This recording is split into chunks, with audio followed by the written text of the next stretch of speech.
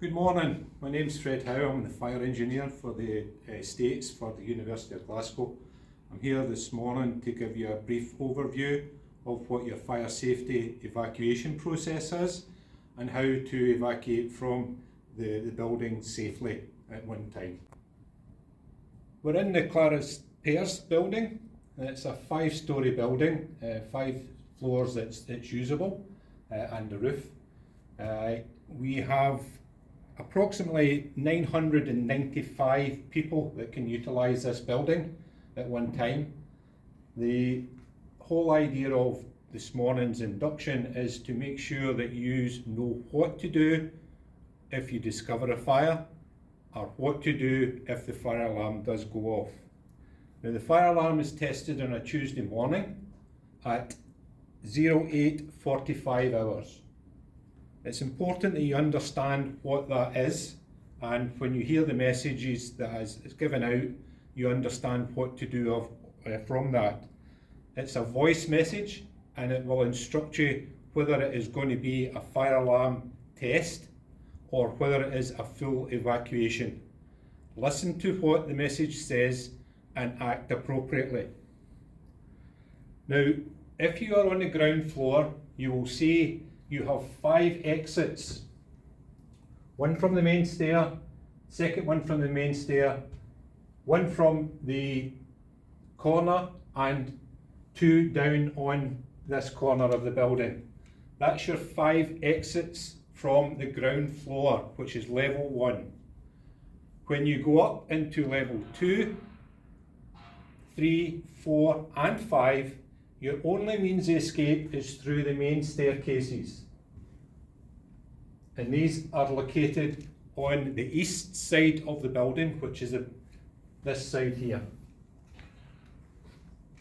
If you're in the upper floors, you make your way to either stair, come down the stairs and exit from door 1 or 2, depending on what stair you use.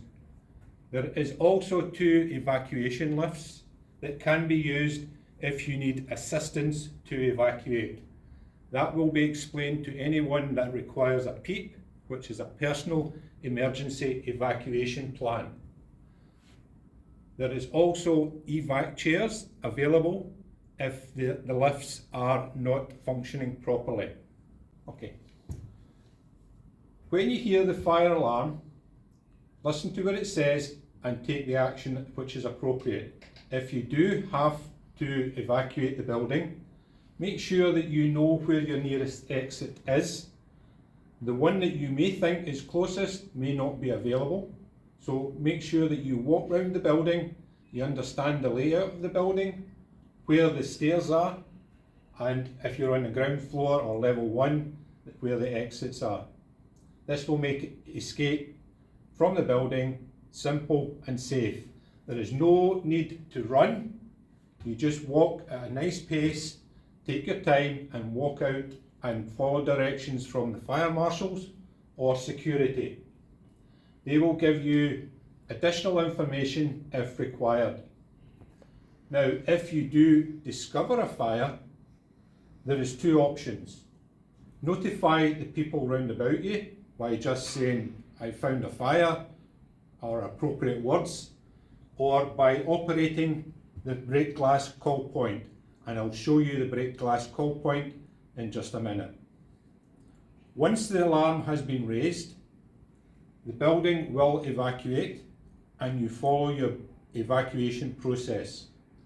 Leave the building and make your way to the assembly point, which will be the main square.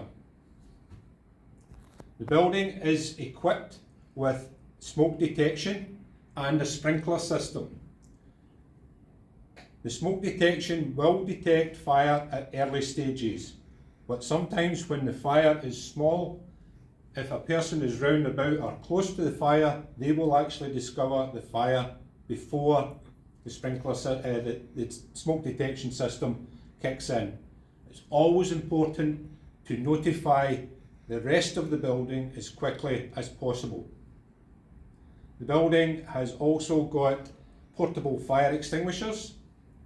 These can be used by the fire wardens if appropriate, and only to deal with a very small fire. It is important not to waste time trying to fight the fire, but to evacuate as quickly as possible and safely. This unit here is for a person that needs assistance to evacuate from the building utilising the lift. Follow the instructions that will be adhered to the wall, and it will contact the security downstairs or a member of staff downstairs, and they can attend to your requirements. These will only be activated when the fire alarm is operational. The break glass call point, which is the red box, is where you, once you've left the main building and come into the staircase enclosure, where we are just now, you'll find a break glass call point, the red box. Lift the lid and push in the white area. That will put the full alarm system in operation. There is a fire action notice there that tells you what to do in case of emergencies. A voice message will be given for the fire alarm system, and your area of assembly is University Square. This piece of apparatus is the evacuation intercom, which deals with the lifts, so that communication can be obtained from the lift by using the call button. As you can see, the building is equipped with portable fire fighting equipment, and you will find them in these nice snazzy boxes. You'll see here we have a water extinguisher, which is the bigger one, and a CO2 extinguisher.